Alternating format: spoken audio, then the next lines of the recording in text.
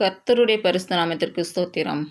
இன்றைய நாளுக்கான தேவ வார்த்தை எபிரேயர் 13ஆம் அதிகாரம் 7, 8 மற்றும் 25ஆம் வசனங்கள். தேவ வசனத்தை உங்களுக்கு போதித்து உங்களை நடத்தினவர்களை நீங்கள் நினைத்து அவர்களுடைய நடக்கையின் முடிவை நன்றாக சிந்தித்து அவர்களுடைய விசுவாசத்தை பின்பற்றுங்கள். இயேசு கிறிஸ்து நேற்றும் இன்றும் என்றும் மாறாதவராயிருக்கிறார். கிருபையானது உங்கள் அனைவரோடும் கூட இருப்பதாக. ஆமீன். இன்று பிறந்த நாள் மற்றும் திருமண நாள் காணும் அனைவருக்கும் இயேசு கிறிஸ்துவின் நாமத்தினாலே வாழ்த்துக்கள்.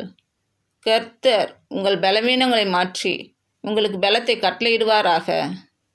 கர்த்தர் உங்களையும் உங்கள் பிள்ளைகளையும் உங்கள் பிள்ளைகளின் பிள்ளைகளையும் ஆசீர்வதிப்பாராக. கர்த்தர் உங்களோடு இருந்து உங்கள் பணிகளையும் பயணங்களையும் ஆசீர்வதிப்பாராக. ஆமீன்.